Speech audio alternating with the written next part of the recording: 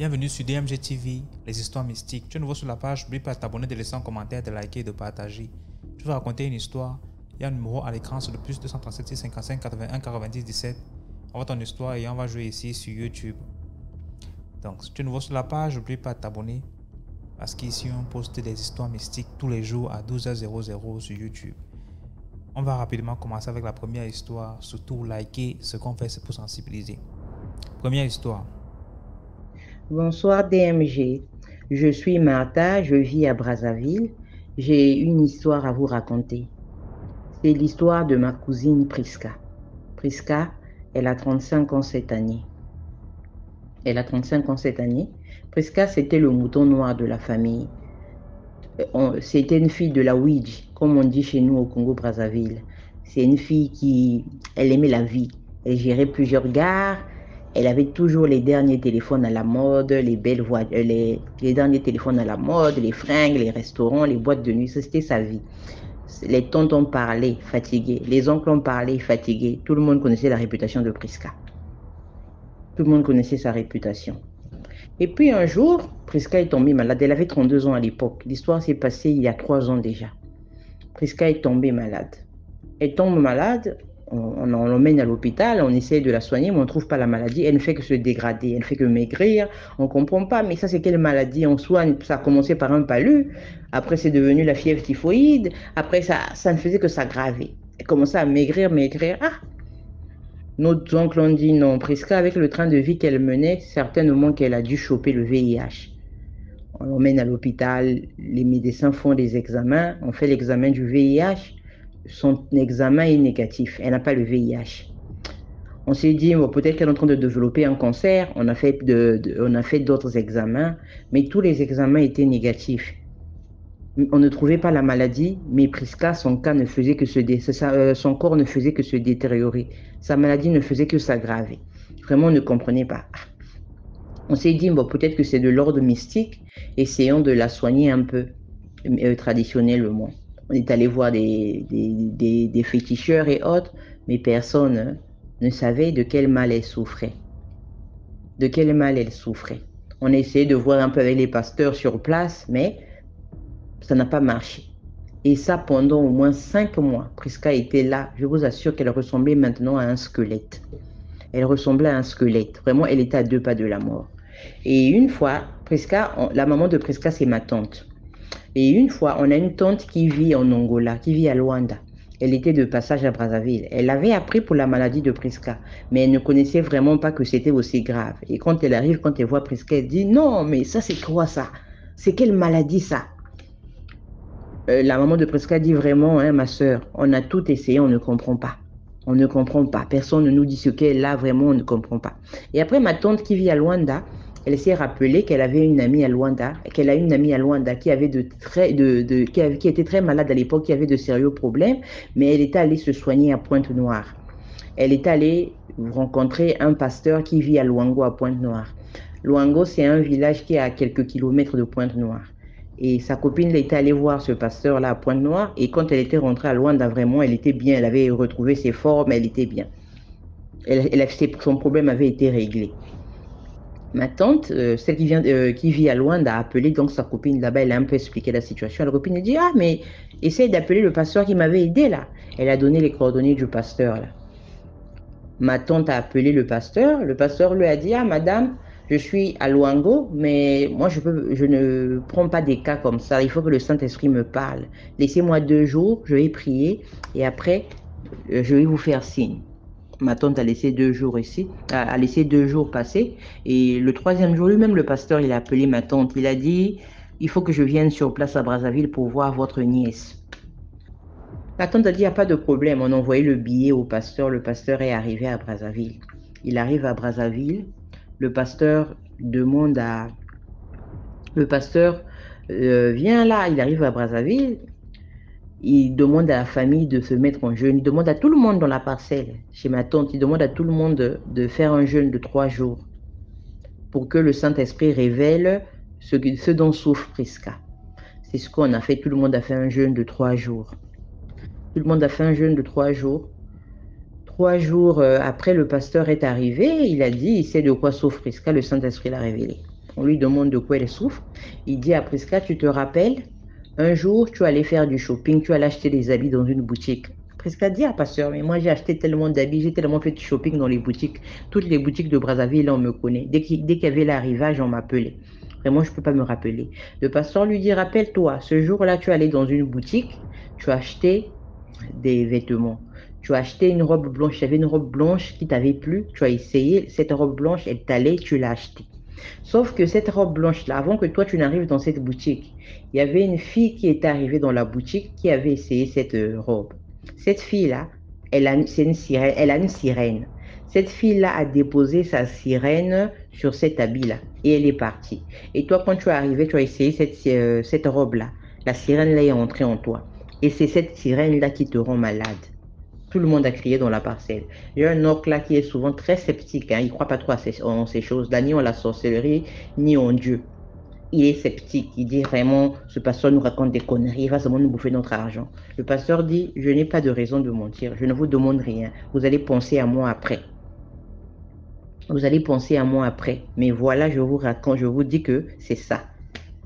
Maintenant, ma tante dit, mais maintenant, pour qu'elle guérisse, qu'est-ce qu'on doit faire? Le pasteur dit, il faut que cette fille-là vienne enlever la sirène qu'elle a mise sur votre fille. Comment trouver la fille? Tout le monde a dit, on va trouver cette fille-là comment? On va trouver cette fille-là comment? Le pasteur a dit, il faudrait faire un jeûne et prière de 7 jours. On va demander au Saint-Esprit de nous donner l'identité de la fille et de nous donner son adresse. Mon oncle a boudé, il dit, ça c'est des bobards, c'est des conneries. Le pasteur dit, c'est ce que je vous dis, c'est ce que le Saint-Esprit me demande de vous dire. Les tontons dit, on n'a pas le choix, on va le faire. On a encore fait 7 jours de jeûne et prière. Le 8e jour, le pasteur arrive. Le pasteur a dit, la fille qui t'a mis cette sirène-là, elle s'appelle Mamie. Elle vit au pont Lidoué. Il a donné le numéro de la maison, 1000 et quelques temps, il a donné. Il a dit, je connais la maison. Le Saint-Esprit m'a montré. Il faut qu'on aille là-bas. Tout le monde a boudé. Mon oncle a dit, moi-même, je dois aller voir ça. Parce que moi, je dois toucher la réalité du bois pour croire. Les voilà donc dans la voiture, le pasteur, la mère de ma tante, la mère de Prisca, ma tante qui vient de Luanda, mon oncle, le sceptique. Les voilà dans la voiture. Hein. Je vous assure que cette histoire-là, si on me l'avait racontée, je n'aurais pas que j'aurais dit que ce sont des histoires inventées de toutes pièces, comme beaucoup d'histoires qu'on rencontre souvent sur la toile. Il faut l'avoir vécu pour le croire. Donc, ils arrivent au pont Lidoué là-bas. Le pont Lidoué, vers le pont Lidoué là-bas. Le pont Lidoué, vers le pont Lidoué là-bas, c'est un quartier qui se trouve au sud de Brazzaville. C'est loin de là où nous sommes. Nous sommes là où ma tante vit, là où Prisca vit, c'est à Ouenze. Mais c'est loin de là où Prisca vit. Parce que notre quartier, c'est un quartier nord de Brazzaville. Mais ce quartier-là, c'est un quartier sud de Brazzaville. Donc, ils sont arrivés là-bas. Ils arrivent devant le portail. Le pasteur dit, c'est ici. Ils ouvrent le portail, ils rentrent. Quand ils entrent, ils trouvent 4 jeunes femmes, entre 27 et 35 ans, 4 jeunes femmes assises sur eux. Il y avait une dalle, comme le puisard, quoi. Il y avait une dalle dans la parcelle, donc elles étaient toutes assises là, sur des chaises, et il y avait une qui faisait des tresses à une autre, quoi. Elles étaient 4 filles assises là. Dès que le pasteur rentre avec Prisca, avec mes tantes et mes oncles, il rentre là. La fille, celle qui faisait des tresses à sa sœur là, elle regarde Prisca, elle dit, Prisca, je t'attendais. Le pasteur dit, oui, oui, je sais que tu l'attendais. Elle est venue pour que tu lui enlèves ce que tu as mis là. La fille se lève et dit au pasteur, suivez-moi. Ils vont dans le salon de la fille, dans leur maison. Ils vont dans leur maison. Ils arrivent là.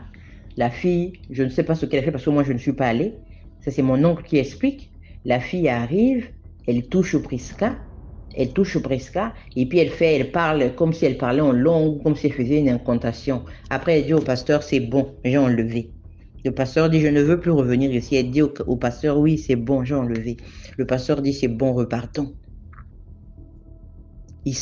Mon oncle dit, c'est tout. Il dit, c'est tout, repartons. Mon oncle dit non, mais ça c'est un mensonge. Le pasteur dit, monsieur, est-ce que vous me connaissez? Non. Est-ce que moi je connaissais votre nièce? Non. Est-ce que moi je vis à Brazzaville? Non. Est-ce que je connaissais cette fille? Non. Je ne peux pas inventer une chose pareille. C'est ce que vous voyez là. Le pasteur il repart à la maison. Le pasteur a dit, en réalité, vous voyez ces filles-là, toutes les quatre là, ces filles-là sont orphelines de père et de mère. Elles vivent là toutes les quatre. L'aînée, c'est Mamie, là, celle qui avait mis sa sirène dans l'habit que Prisca avait acheté. Elles sont toutes des sirènes, ces filles-là. Et donc, ces filles-là, quand elles sortent avec les hommes, sauf si elles ne veulent pas te faire du mal, mais si elles veulent te détruire quand elles sortent avec toi, il suffit qu'elles mettent leur sirène sur toi et leur sirène te détruit et tu meurs, ou bien détruit ta vie, tes affaires, tout, tout, tout, tout, tout. Le pasteur a dit, moi j'ai réglé la situation de Prisca. Mon Dieu a réglé la situation de Prisca. Prisca est guérie maintenant. Vous allez voir que d'ici quelques jours, elle va aller mieux. Moi, je rentre à Pointe-Noire. Je rentre à Pointe-Noire.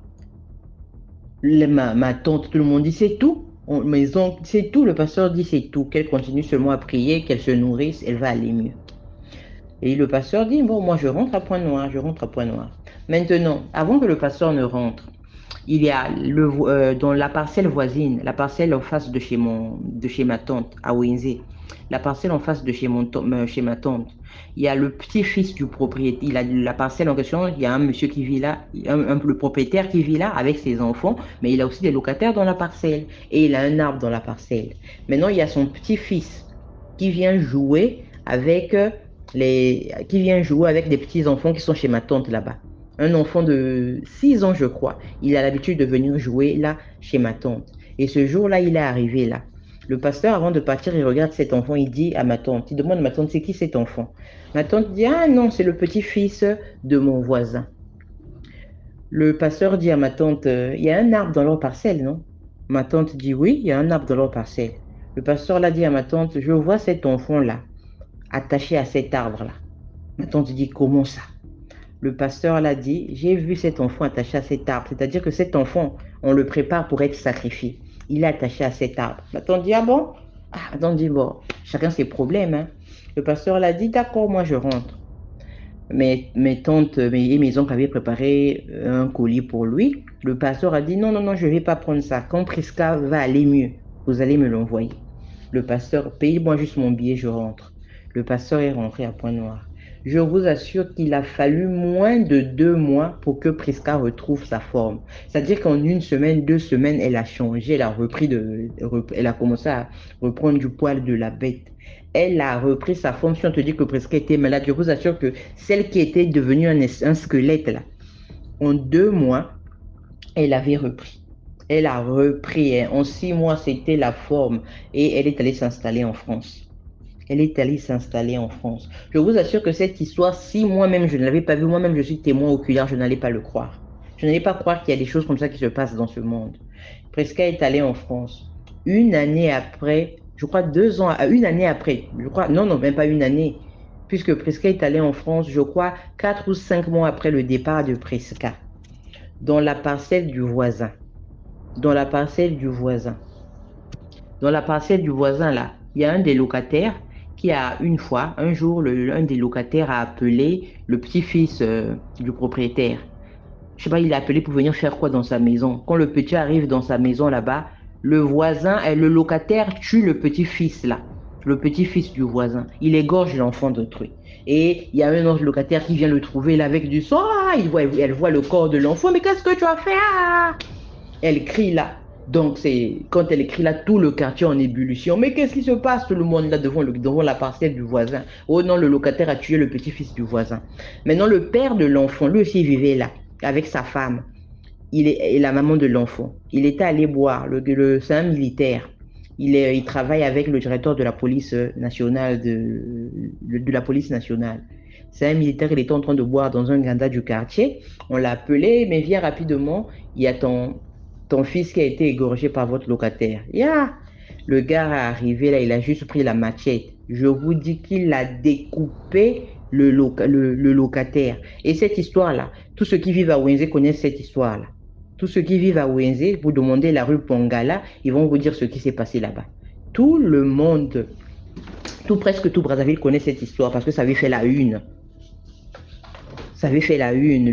Donc le papa de l'enfant a découpé le locataire. Il a découpé le locataire. Le locataire. Après, il y a eu le camion de la police, la BAC, la brigade anticriminelle qui est venue le chercher. il a été emprisonné. Mais bon, comme c'était un petit du DGPN, du directeur de la police nationale, il a vite été libéré. Hein. Il a peut-être fait 2 mois de prison. Après, un moment, on l'a caché quelque part, le temps que l'affaire se tasse. Et puis après, il est reparti dans le quartier, mais son fils est décédé, le locataire aussi est décédé. Et là, c'est à ce moment-là que ma tante s'est rappelée. Elle a dit, ah, le pasteur nous l'avait dit que cet enfant-là était, était là on l'avait ligoté sur l'arbre. Mais finalement, on a compris que non, le locataire était juste un bouc émissaire. Il était faible d'esprit, on l'a envoûté pour tuer cet enfant. Sinon, la mort de l'enfant revenait de sa propre famille. Mais bon, les choses des familles des gens, comment vous allez en parler? Voilà. C'est l'histoire que je voulais vous raconter. C'est l'histoire que j'ai vécue en live, l'histoire de Prisca. Voilà. Voilà. Merci beaucoup pour l'histoire. Maintenant, on passe à la deuxième histoire. Bonjour ou bonsoir à toi DMG. Bonjour ou bonsoir à toute la grande famille DMG. C'est un plaisir pour moi de partager une fois de plus une de mes histoires mystiques. Comme il est de coutume ici, abonnez-vous, likez et partagez. Cette plateforme est là pour éveiller des consciences. Alors je vais raconter une histoire qui m'a été racontée par mon petit frère. L'histoire se passe au Cameroun, à Douala, au quartier dit Saint-Michel. Un jour, mon petit frère se rendait au travail comme d'habitude. Et là, il aperçoit une foule non loin du carrefour Saint-Michel. Il s'approcha pour savoir qu'est-ce qui se passait. Et là, il y a un monsieur que les gens ont encerclé qui est en train de pleurer comme un enfant. Et là, voilà ce que le monsieur raconte. À la veille, il a fini sa soirée, sa journée de travail comme d'habitude. Et il a décidé de se rendre dans un bar pour prendre un dernier verre, histoire de se relaxer un peu, puis rentrer à la maison comme tout bon Camerounais. Quand il se rendit au bar, il commanda une bière. Et dans ce bar, il y avait une jeune demoiselle qui était toute seule, très belle. Il dit qu'elle était vraiment belle, bien habillée. Tu sentais que c'était une femme qui respirait. Il commença à siroter sa bière tranquillement. Et là, le serveur lui ramène 2 autres bières. Il s'étonna. Et il dit au serveur, je n'ai que commandé une seule bière. Pourquoi vous m'en ramenez 2 en plus? Le serveur lui dit, c'est pas moi, mais c'est la dame qui a demandé à ce que je vous serve 2 bières en plus. Il était joyeux. Il a fait un signe à la dame pour lui remercier. La dame a répondu avec un signe aussi pour accepter ses remerciements. Là, la soirée continue et la dame envoie le serveur inviter le monsieur sur sa table. Le serveur effectua la commission et le monsieur se leva de là où il était assis pour se rendre où la dame était assise. La dame lui dit, dans ma table, on ne boit pas de bière, on ne boit que du whisky. Voilà, dans sa tête, il a le jackpot. La soirée se passe bien, vraiment, des danses sensuelles, la femme sent bon, des petits attouchements, vraiment, dans sa tête, il se dit, moi, j'entends souvent que des gars gagnent des jackpots avec des femmes ici. Moi aussi, aujourd'hui, là, c'est ma part que j'ai eue comme ça. Une fois, à bout de souffle, on a trop dansé, il faut qu'on rentre. Il n'a pas caché à la femme qu'il était marié. Il a dit, moi je suis marié, je vis avec une femme. Je ne peux pas te ramener chez moi pour finir la soirée en beauté. La femme lui dit, c'est pas un souci. On peut prendre une chambre d'hôtel, je vais payer, ne t'inquiète pas. Là encore, le gars dit, ça vraiment, je viens d'avoir la confirmation que vrai là, j'ai eu le jackpot. C'est comme ça que les gars sont partis. Et quand ils arrivent dans la chambre d'hôtel, la femme lui dit, laisse-moi juste le temps de me mettre propre et puis je te rejoins. Le gars s'allongea. Il se débarrassa de ses vêtements. Et là, qu'est-ce que la femme a fait? Elle entre dans les toilettes. Elle frotte une substance chimique, autant pour moi, qui allait provoquer une somnolence à ce monsieur. Puis après, l'endormir complètement. Quand elle ressort de la chambre toute propre, avec une robe vraiment coquine, le monsieur n'attendit pas longtemps et il bondit sur la dame. Il commence à faire les choses d'adulte, mais la femme insistait à ce que le monsieur il descende sur les tétons. Bon, je ne vais pas dire ça parce que ça parle dans les réseaux sociaux. Bon, comme tout homme, il va se laisser faire parce que si la femme elle aime ça, il faut qu'il fasse. Et là, il se met à faire sa chose. Plus il effectuait le truc, plus, autant pour moi, plus il se sentait vraiment fatigué. Au bout d'un certain moment, il s'est endormi. Le matin, quand il se réveille, il retrouve son derrière cassé. C'est-à-dire, les gars, il ne sait pas si c'est un homme ou alors si c'est la femme là qui a porté le gourde, où ils étaient combien, où ils étaient quoi. Il s'est retrouvé en sang. Là, ça faisait mal. Et il y avait des bougies rouges allumées.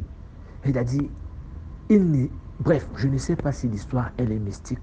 Je ne sais pas qu'est-ce qu'on a fait à ce monsieur parce que lui-même, il ne sait pas ce qu'on lui a fait.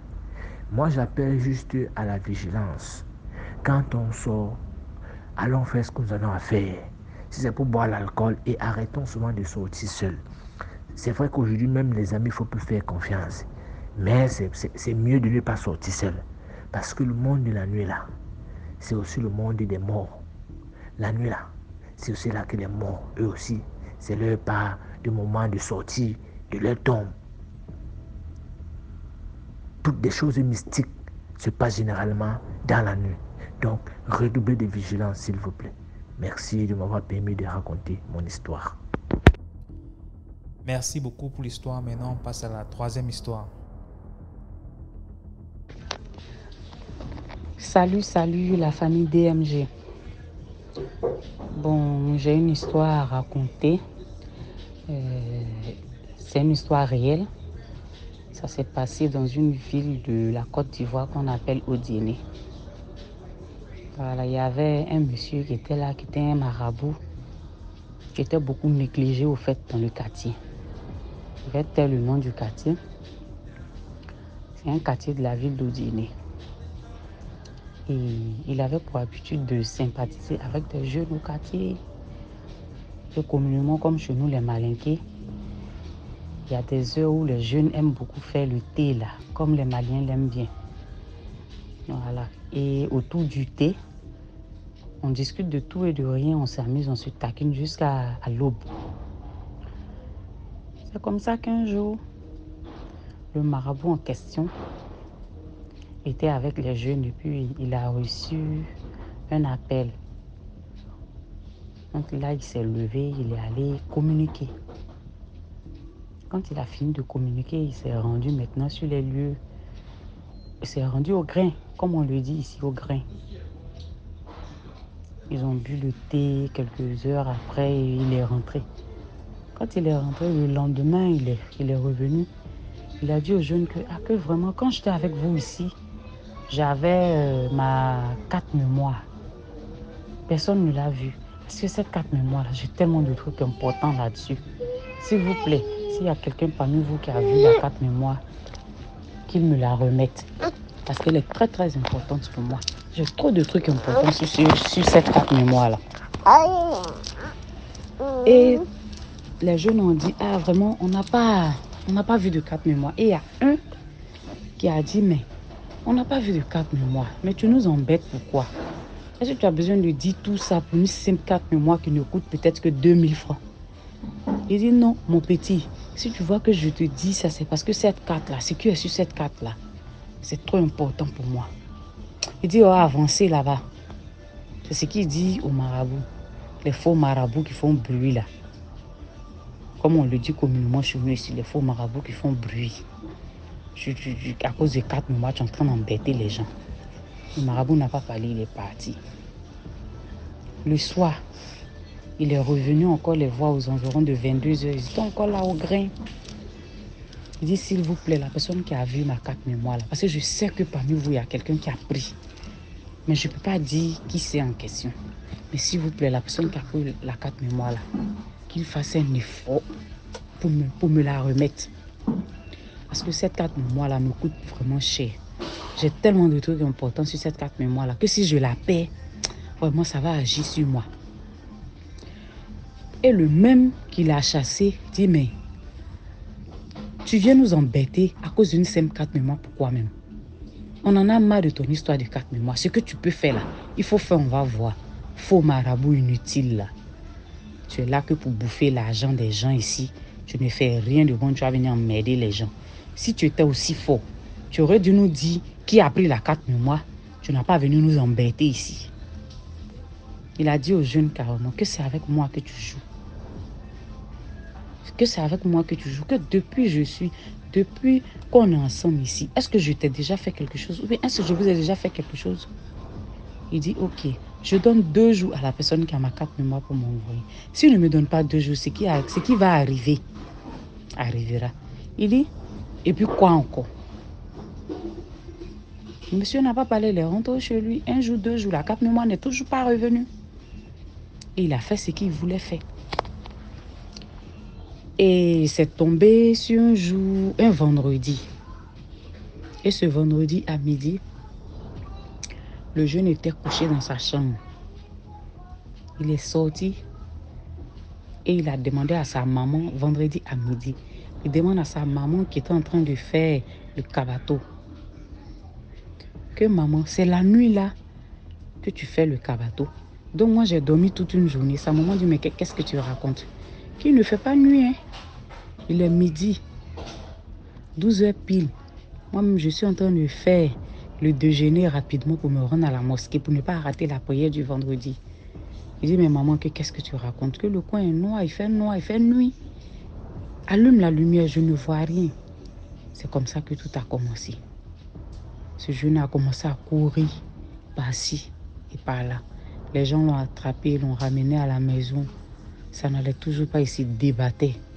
Il disait qu'il voyait des choses. Et malgré ça, il n'a pas pu guérir. Parce qu'on ne savait pas d'où le mal venait. Il a un ami maintenant qui est venu là et son ami lui a dit, mais toi tu oublies que tu as parlé mal. Bon, je vais donner un nom comme ça au marabout, à monsieur Idriss. Est-ce que c'est pas lui? Comme ça, ils se sont rendus chez monsieur Idriss, le marabout en question. Il dit, qu'est-ce qu'il leur a dit? Il leur a dit que le petit m'a dit que moi je ne vaux rien. Il a dit que je ne valais rien. Il me vilipendait, il me disait des trucs bizarres, des paroles méchantes, comme si je suis son frère. Pourtant, je suis âgé que vous. Donc, je suis en train de lui montrer que je sais que c'est lui qui a pris la carte mémoire. Je suis en train de lui montrer. Simplement. Ils lui ont demandé pardon. Il a dit non, qui veut la carte mémoire? S'il a la carte mémoire, il va libérer le jeune. Et là, ils ont tout fait. Chercher la carte mémoire. Mais le jeune est inconscient. Donc, le jeune même ne sait pas où est la carte mémoire. Donc, il a fait des mois. Il ne se portait pas bien. On voyageait avec lui, il ne se portait pas bien. Et là, sa maman a décidé comme ça de nettoyer la maison. Et en nettoyant la maison, la chambre du jeune en question, elle a vu la carte mémoire. Elle s'est rendue chez le monsieur. Elle lui a dit, c'est ça. C'est ce qu'on appelle une carte mémoire. Parce que je viens de voir un truc dans la maison. Le monsieur prend, il met dans son téléphone. Il voit, il dit, c'est la carte. Il dit, ok. La maman lui a demandé, est-ce que tu vas libérer mon fils maintenant? Il dit, il n'y a pas de problème. Il a libéré le jeune. Mais quand il a libéré le jeune, il fallait toujours suivre un traitement encore parce que c'était spirituel. Ils se sont débrouillés, ils ont encore cherché des médicaments quelque part là. Le laver. Mais malgré le marabout l'a libéré, le jeune n'a pas eu longue vie. Quelques semaines après, il est décédé dans sa chambre sans que personne ne le sache. Depuis ce jour, les jeunes du quartier ont surnommé ce marabout-là marabout Satan. Jusqu'aujourd'hui, si tu arrives à Odiéné-Ville, tu rentres dans le quartier et tu te demandes, je cherche marabout Satan. Il faut attraper ta main et t'envoyer chez ce dernier-là. Il est encore là. C'est pour dire en quelque sorte à nos jeunes frères et sœurs que souvent, là, même si tu habites avec quelqu'un qui te dit qu'il est un puissant homme spirituel, il ne faudrait pas le négliger, quoi. Parce qu'on ne sait pas qui est qui. On ne sait pas qui est qui. Tu vas être fort spirituellement, comme chez nous les musulmans, on le dit toujours. Il ne faut jamais dénigrer ni négliger la religion de quelqu'un d'autre. Voilà, c'est comme ça on dit chez nous. Parce que Dieu peut te soutenir. Tu n'es pas obligé de faire ce qu'il fait, mais tu n'es pas obligé de dénigrer ce qu'il fait. Tu ne dois jamais le faire. Sinon, le jour où il te fait quelque chose que ça prend, là, c'est ce que toi-même tu as cherché. Voilà, c'est un peu ce que je tenais à... C'est un peu mon histoire. Merci beaucoup pour l'histoire. Commentez, likez, partagez. Maintenant, on passe à la 4e histoire. Bonjour, bonsoir DMG, bonsoir à la communauté DMG TV. Je vous salue, peu importe l'heure à laquelle vous regardez, vous écoutez l'audio, je vous salue.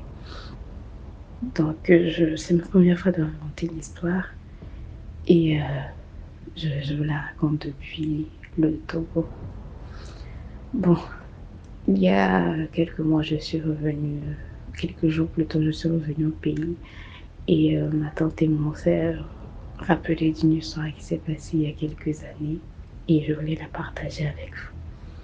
Donc, il y a quelques années, je dirais entre 2018 et 2019, comme ça, il y a une histoire qui s'est passée.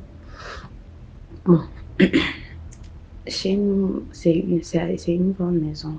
C'est une maison familiale où il y a presque toute la famille. Il y a ma tante, mon oncle et moi, ma petite cousine et mon grand-père. Donc, il y a beaucoup de travaux ménagers et tout. Moi, je vais à l'école, donc j'arrivais pas à travailler à la maison. C'est vrai que des fois, le matin, je travaillais avant de partir, mais venir travailler encore, c'était un peu fatigant. J'étais en classe d'examen aussi. Et on avait l'habitude de prendre des bonnes pour nous aider à la maison pour les travaux. Et en cette période de 2018-2019, on n'avait plus de bonnes. On n'avait plus de bonnes. L'autre, elle était partie. Celle qui était là, elle était partie. Elle était retournée chez sa famille, en fait. Et on cherchait, mais on ne trouvait pas. On cherchait, on ne trouvait pas. Et un beau jour, il y a une amie de ma grand-mère qui dit, moi je connais quelqu'un qui veut te proposer sa fille en tant que bonne, en tant que servante pour 2 ans. Mais le problème, mais la fille, elle a 16 ans en fait. Ma grand-mère lui demande plutôt, la fille, elle a quel âge? Elle dit, la fille, elle a 16 ans. Ma grand-mère dit, non, c'est pas possible. 16 ans, c'est un enfant, elle va venir faire quoi?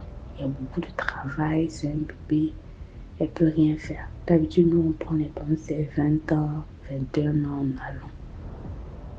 Elle dit, oui, mais elle travaille, elle travaille beaucoup. Si tu veux, je te mets en relation avec la dame et puis tu vas communiquer avec elle. La dame met en contact ma grand-mère et puis celle qui devait nous proposer la bonne. Et puis, ma grand-mère raconte la rencontre de la dame. Elle parlait, elle dit effectivement, oui, ma fille, elle a 16 ans, mais c'est quelqu'un qui travaille beaucoup et tout. Elle dit, ok. Elle dit, est-ce qu'elle est là actuellement? Elle dit, non, elle est à la maison, elle est en train de travailler.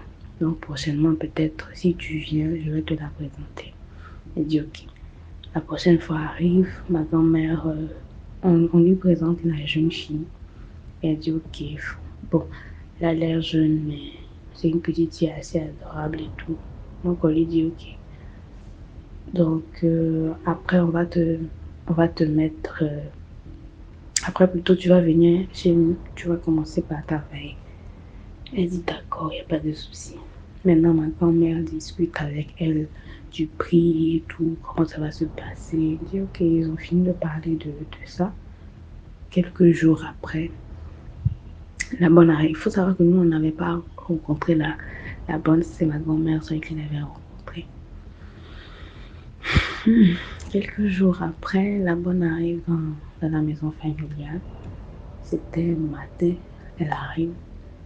Et quand elle arrive, il n'y avait aucun problème. Nous tous, c'est une jeune fille adorable, elle n'était pas âgée. Donc voilà, on nous a fait la présentation, on a dit, elle s'appelle telle, elle est de telle ethnie. Ma grand-mère qui nous la présente, elle dit, elle est de telle ethnie et tout ça, on l'appelle comme ça. On dit, ok, il n'y a pas de souci. Elle avait l'air sympa et tout. Donc elle avait voyagé pour venir chez nous. Il faut savoir que, bon, c'est deux villes différentes. Là où elle était, c'était un village et puis nous, on était dans une ville. Donc elle avait fait le déplacement depuis le village pour venir ici. Donc pour ceux qui connaissent un peu Lomé, je vais dire c'est une distance d'apparemment Lomé, je pense. Il y a un truc comme ça. Et elle était venue. Elle est venue, on a fait les présentations et tout. Mon grand-père, c'est quelqu'un qui aime bien sympathiser avec les gens. Donc, il a parlé, il lui a dit ça va, tout ça. Et puis, tous on dirait elle est gentille, elle est adorable et tout. Mais la go vient, premier jour, elle ne se repose pas. Elle vient, elle attaque directement les tâches ménagères. Elle travaille, elle n'est pas. On dit, mais il faut te reposer un peu, tu viens d'arriver, tu commences à longtemps pas à travailler. Que non, ça va. Elle est venue pour travailler, donc elle va commencer à nettoyer. Elle dit, ok, vu que tu as commencé là, terminé. La go nettoie, elle nettoie les terrasses, elle balaye, et elle lave les assiettes, elle fait tout. Elle finit, elle ne se repose pas. On mange et tout, on lui donne à manger et tout se passe bien. Le lendemain, vers 5h30, c'est 5h30, ma grand-mère et moi s'est réveillés pour la prière. Mes grands-parents et moi plutôt on s'est réveillés pour la prière. Ma grand-mère me dit, il est 5h30, il faut aller vous réveiller là-bas. Je réveille, la go ne se réveille pas. Je la tape, elle ne se réveille pas. Je la tape encore, elle ne se réveille pas. J'ai dit, mais c'est qu'elle a fait 5h30, 5h40 et quelques, je réveille la bonne, elle ne se réveille pas. Moi, je dis, c'est qu'elle a fait, je vais appeler mon grand-père. Je lui dis, je réveille la go, mais elle ne se réveille pas. Mon grand-père, j'ai dit, lui aussi, il sait. Elle ne se réveille pas.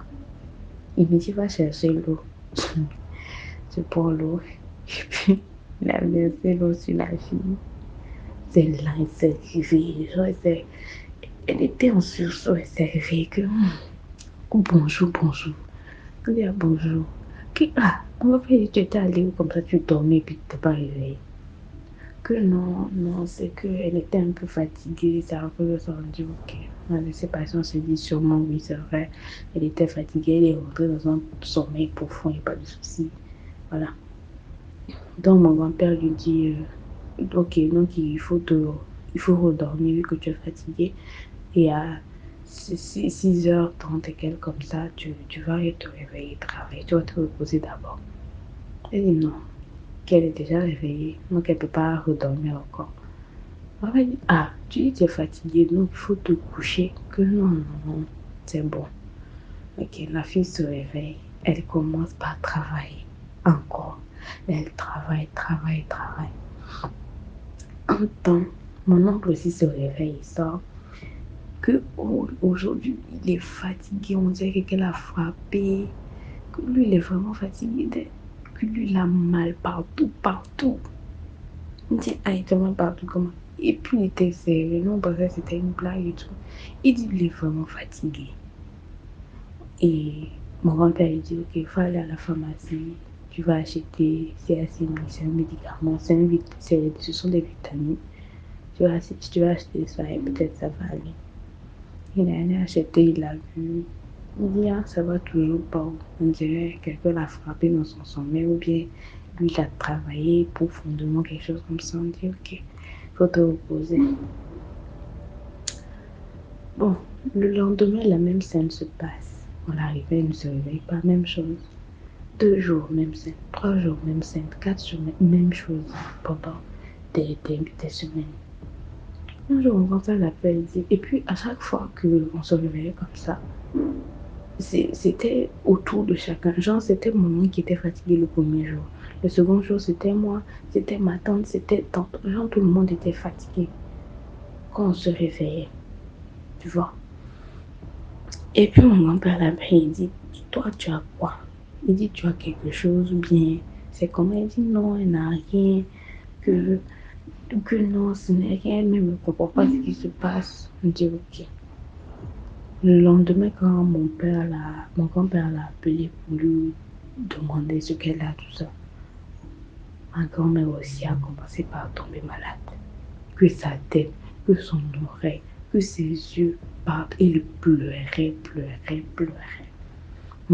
pleurait. Quand je te dis DMG qu'elle pleurait, c'est que vraiment, je n'avais jamais vu ma grand-mère comme ça. Je ne l'avais jamais vue comme ça. Elle pleurait, que mon pied, mes yeux, mes oreilles, ma tête, ça me fait mal. On est allé à l'hôpital, on fait les radios, il n'y a rien. On nous prescrit les médicaments, on achète rien. Rien. On dit, ah, mais c'est quelle affaire ça?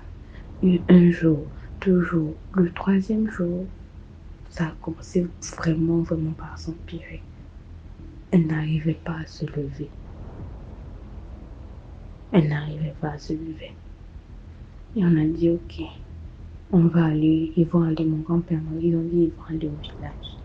Ils ont pris mon oncle, ils sont allés, c'est comme ça, on lui a dit, vraiment, il faut vraiment qu'on fasse vite, parce que si on ne fait pas vite, tu vas mourir. Genre, les rituels et tout, il fallait qu'elle fasse vite.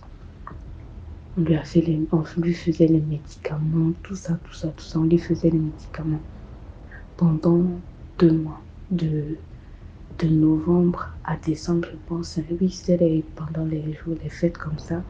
De novembre à janvier, un truc comme ça. Pendant 2 mois, il est resté au village là-bas.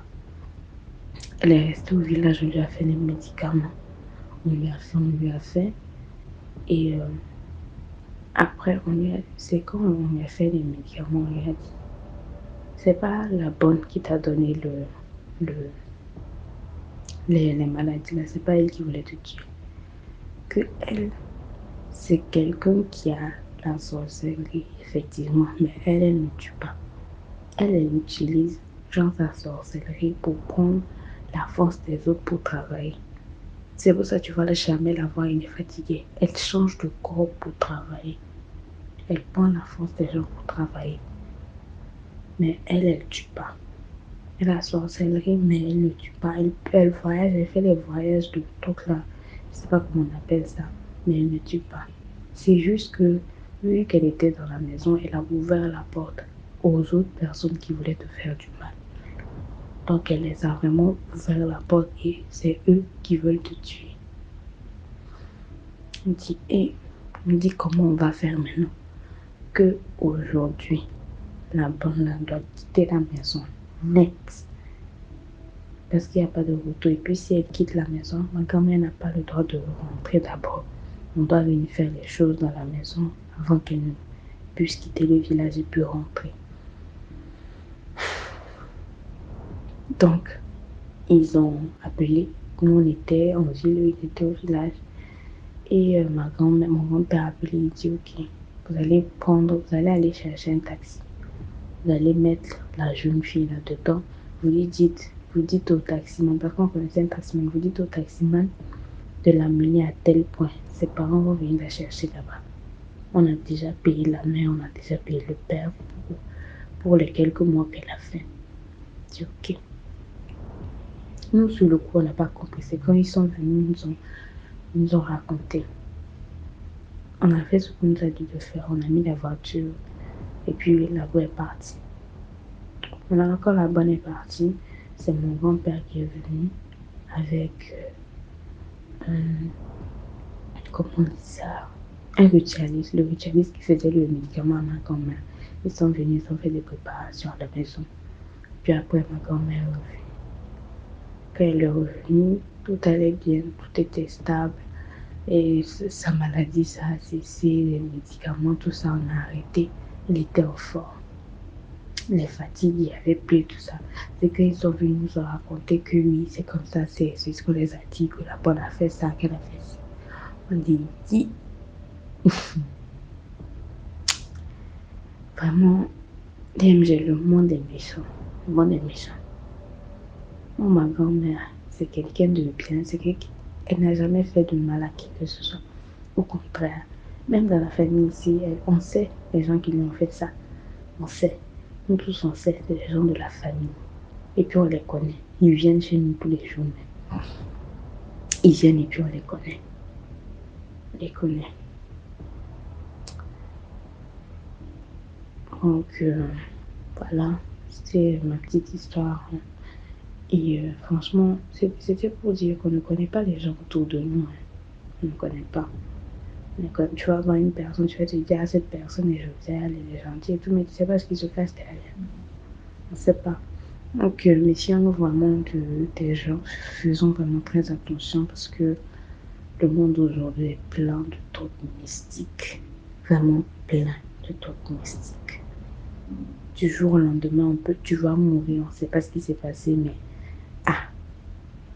donc vraiment, faisons très attention. Donc, c'était ma petite histoire et j'espère que voilà, j'ai pas été très longue. Donc voilà, merci. Et je reviendrai après avec une autre histoire. Merci beaucoup pour l'histoire. Maintenant, on passe à la 5e histoire. Bonjour DMG, bonjour à la communauté DMG TV. C'est la première fois que je raconte plutôt une histoire. Et cette histoire que je vais vous raconter, j'ai été témoin de ça. Elle s'est passée dans notre maison. Voilà. Donc là, je vais vous raconter l'histoire de mon petit frère, l'avant-dernier de la famille, parce que nous sommes 4 enfants.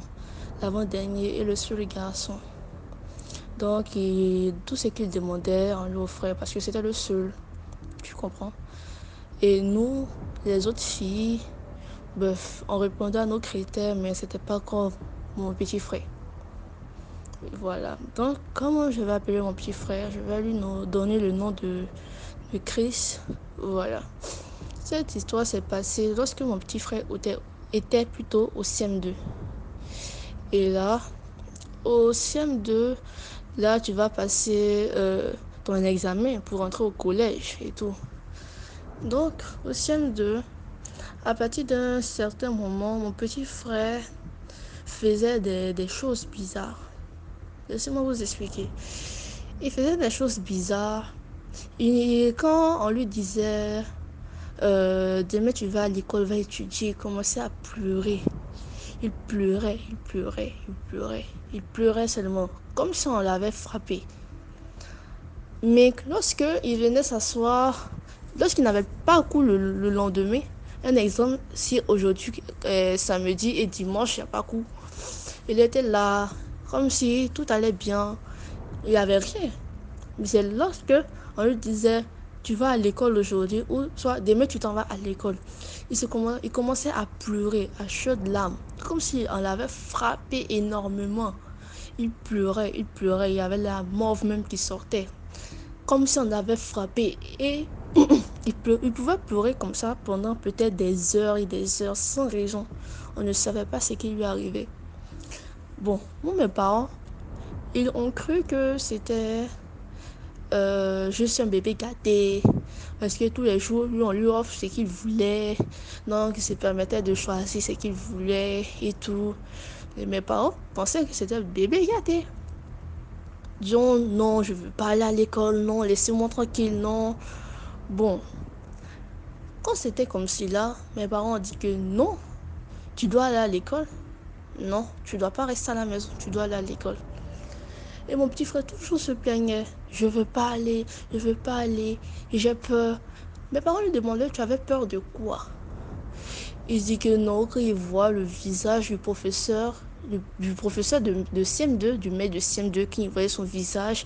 C'est comme si le professeur se transformait en un démon.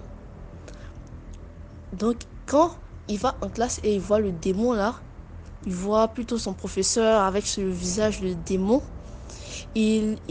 comment on appelle ça? Il avait peur, ça fait qu'il ne comprenait pas ce que le professeur disait. Il ne comprenait pas. Toujours se lamentait. Je ne veux pas aller à l'école, je ne veux pas aller à l'école.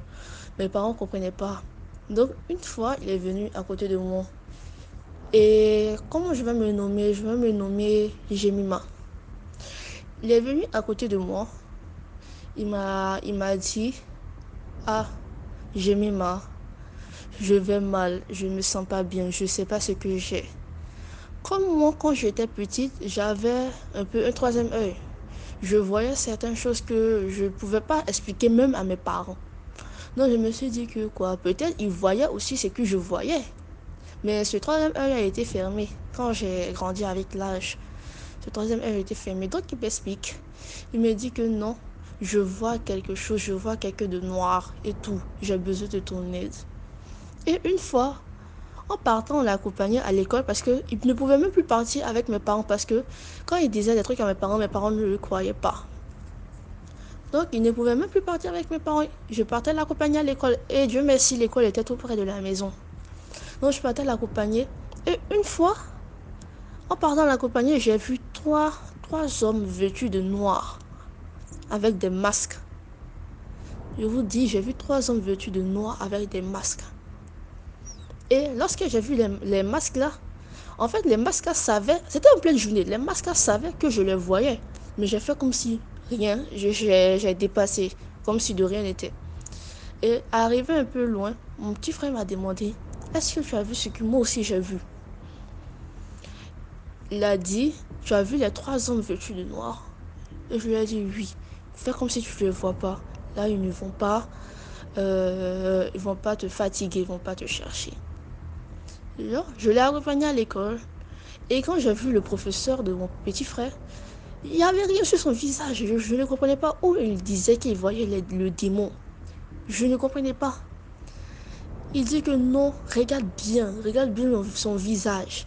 J'ai dit, je ne voyais pas, je ne comprends pas. Pourquoi? Il n'y a rien sur le visage du professeur, donc je l'ai laissé à l'école. Je lui ai dit, non, essaie de te calmer, il ne va rien se passer. D'accord. Et c'est comme si je suis partie l'accompagner à l'école à 8h tellement il était paniqué. Je suis allée l'accompagner à l'école à 8h. À 9h30, mon petit frère revient à la maison en courant et en pleurnichant. Je lui ai demandé il y a quoi, parce que bon, pour moi c'était quelqu'un qui l'avait menacé de le frapper à l'école et tout. Il dit non, qu'on le poursuit. Il dit mais attends, tu parles de quoi? Il dit non, j'ai mis on me poursuit, désolé, on me poursuit. Et là, je me suis dit non mais cette histoire devient grave, il faut que j'en parle à mes parents. Et là, j'ai dit à ma mère d'abord. Je lui ai dit, ah voilà ce que Chris voyait. Et c'était pas normal. Maman dit, non, souvent tu vois, tu connais ton petit frère. Souvent il se joue les pleurnichards, tout ça, il veut tout ce qu'on lui donne. Je lui ai dit, maman, ce que Samuel a vu là, moi aussi j'ai vu. J'avais vu les 3 hommes qui nous fixaient et tout. Mais j'avais pas vu le visage du démon que mon petit frère disait le maître, le visage du démon que mon petit frère voyait. Et là, j'ai dit à maman, il faut qu'on l'envoie dans une cellule de prière. On a appelé des prêtres d'exorcisme. On a prié. Mon petit frère là, il pleure, il s'écratait sur lui, se blessait, se lance. On se demande il y a quoi. C'est ce jour-là, j'ai été témoin vraiment de la sorcellerie. Je me disais que non, la sorcellerie n'existait pas. Mais ce que j'ai vu là, c'était tellement... Je ne peux pas vous imaginer, c'était tellement réel. S'il vous plaît, la sorcellerie, elle existe. En priant sur mon petit frère, on a envoyé les prêtres des exorcismes, on a envoyé les célestes, on a envoyé plusieurs personnes pour délivrer mon petit frère. Mais il recommençait ces symptômes-là. Il s'écratait, il pleurait il criait, tout ça. Donc une fois, on envoyait dans une émission où il y avait un prêtre qui priait pour délivrer les gens. En fait, il voyait dans le monde spirituel. Et là, on appelle mon petit frère Chris. Et mon petit frère se présente à la barre, sur la scène plutôt, avec ma mère. Et le prophète, il dit exactement ce qui se passe dans la vie de mon petit frère. Et il dévoile ce qui se passe dans le monde mystique. Il dit que mon petit frère a une bonne étoile. Il a une très bonne étoile. Mais quelqu'un lui a lancé un sort de folie. Pour ne pas que, lorsqu'il ira à l'école, il pourra accomplir ses trucs. Il pourra réussir dans son parcours scolaire. Mais nous étions tous choqués. Comment quelqu'un pouvait-il faire cela? Comment quelqu'un pouvait-il le faire? J'étais tellement choquée d'entendre cela parce que je ne m'imaginais pas que cela allait arriver dans ma famille. Et là, il a prié sur mon petit frère, il l'a délivré. Et ma mère et nous, on a fait des jours, on a prié. Pour que la personne qui lui a envoyé ce sort-là, que ce même sort se retourne sur elle. Et si la personne a des enfants, que ça se retourne aussi sur ses enfants. On a prié pendant plusieurs jours. Prié. Et Dieu merci, par la grâce de Dieu, mon petit frère allait bien. Vous savez, on a surmonté cette épreuve-là pendant 2 ans. Parce que cela s'est passé quand il était au CM2. Et quand il est allé aussi au collège en 6e. Donc, par la grâce de Dieu, mon petit frère s'est rétabli. Et quelques temps après, ma mère, comme elle ne voulait pas parler de ce sujet, ça l'angoissait. Elle a dit que non. Une fois, j'ai entendu une de ses causeries avec son frère au téléphone. Elle m'a dit que non, elle ne savait pas que la personne qui faisait cela venait de la famille paternelle de mon père et de la famille maternelle. C'était comme si 2 personnes jetaient un sort sur mon petit frère parce qu'il avait une bonne étoile et tout, qu'il était quelqu'un de spécial. Et là, voilà que s'achève mon histoire. Mon petit frère va super bien maintenant. Il a repris les cours et tout. Aujourd'hui, il est en classe de 3e. Ça va très bien dans sa vie. Juste pour vous dire que la sorcellerie, elle existe. Et c'est souvent la personne ou les gens qui sont dans ton entourage qui veulent ton malheur. Donc, voilà. Mettez-vous dans la prière, parce que sans la prière, mon petit frère n'allait plus partir à l'école. Il allait être comme ça. Mettez-vous dans la prière. Et voilà, prenez soin de vous. Merci beaucoup. Merci à la DMG de m'avoir permis de faire cette histoire-là. Parce que j'écoute beaucoup tes histoires et cela m'a inspiré. Merci beaucoup. Merci beaucoup pour l'histoire. Maintenant, on passe à la 6e histoire. Bonjour DMG, j'espère que vous allez bien. Bonjour à tous, bonsoir, ça dépendra de l'heure à laquelle vous allez m'écouter. J'ai une petite histoire que j'aimerais partager, mais avant tout, je vous invite à vous abonner, de liker et de partager et de commenter également pour continuer à motiver ceux qui sont derrière cette initiative qui nous aide beaucoup, d'ailleurs moi-même. Et en fait, mon histoire, je venais d'écouter les histoires de papa Alex, tonton Alex, voilà. Et parmi ces histoires qu'il a racontées, il y a un moment où il a dit que non, voilà, les femmes devaient en fait être fidèles à leur mari et tout comme les hommes. Mais non, en fait, je me retrouve là-dedans. Pourquoi? Parce que il y a eu un moment, j'ai rencontré une personne avec qui je suis, et avec ce dernier, il m'avait bien fait comprendre que quand tu es avec une femme, moi, quand je suis avec une femme, cette dernière ne doit pas me tromper. Parce que si tu me trompes, tu me mets en danger. Je peux faire un accident, quelque chose peut m'arriver et tout le reste. Bon, voilà, au départ, je prenais pas trop ça au sérieux. Mais après un moment, et il y a eu quelques difficultés et tout, on a avancé dans notre relation et tout. Mais en fait, ça n'allait pas. Et du coup, je me suis dit, bon, voilà, je vais aller voir ailleurs. Je ne me glorifie pas, mais bon, voilà, c'est ce qui est arrivé. C'est plutôt pour édifier afin que certaines personnes croient réellement que ce qu'il venait de dire est réel.